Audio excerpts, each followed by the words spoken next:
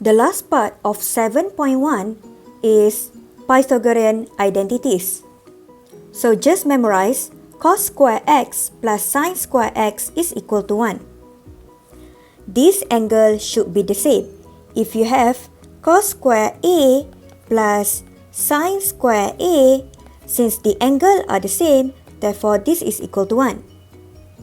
But if you have cos square A plus sin square 2A, this is not equal to 1 since the two angles here are not the same.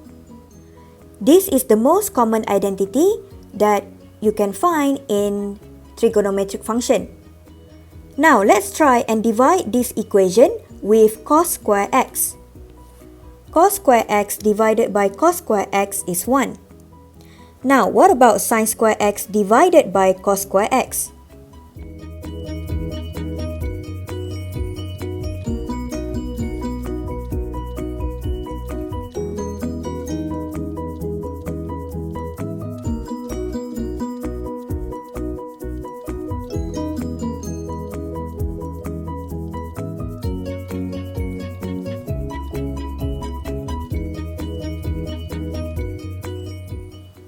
And hence we can see that sin square x divided by cos square x is tan square x.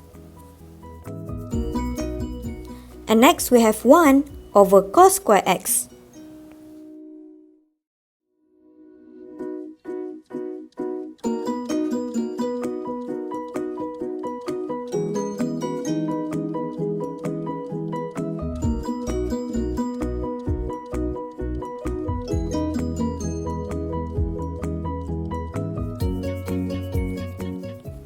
And hence, 1 over cos square x is secant square x.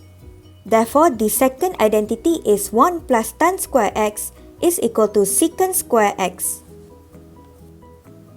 Let's try and divide this identity again, but this time with sin square x. So what is cos square x divided by sin square x?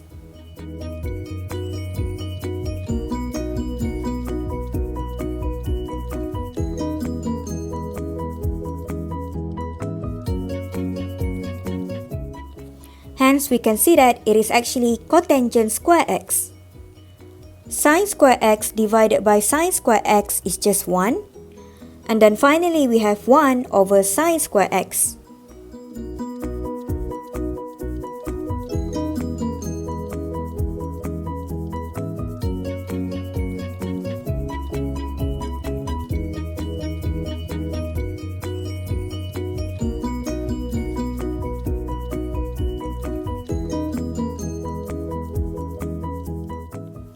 And hence, this is actually cosecant square x.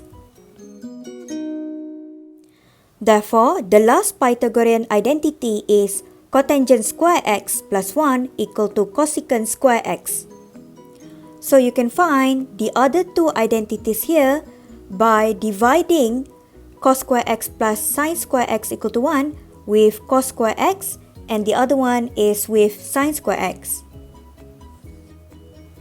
For example 4, I will be teaching you how to prove trigonometric equations. So here are some of the tips. The first tip is to always start from the more complex side. So if you look at this example 1 here, you can see that the right hand side is much more complex. So we'll start from the right hand side. The second tip is to change everything to become in terms of sine and cosine. So if you look at this example 2, left hand side is much more complex. So start with left hand side and then note that we have secant and cotangent. So change secant and cotangent in terms of sine and cosine. Sometimes we may need to combine terms into a single fraction.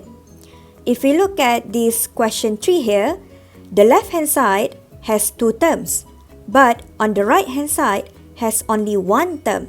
So we'll start with left-hand side because it is more complex, and then try to change it to become 1 term only. So make it into a single fraction. The next tip is to use the identities that I just taught you just now if you have something with sine square x and cos square x. And you also need to know when to apply the double angle formula. If you look at this example 5, we have left hand side and right hand side. On the left hand side, the angle is only theta, but on the right hand side, we have 2 theta. So this means that you need to apply double angle formula. For the next one, you may need to use the addition formula. So from this example, you can see that we start with the left hand side, and then we have those sine A plus B minus sine A minus B, etc. semua tu.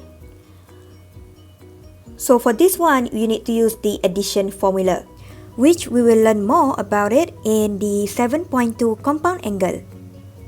And afterwards, you need to expand or factorize or simplify or cancelling whenever possible. Make sure you do it step by step. Whenever you do one step, check if it will give you the same answer as the one in the question. So those are some of the tips in order to conquer trigonometry proving.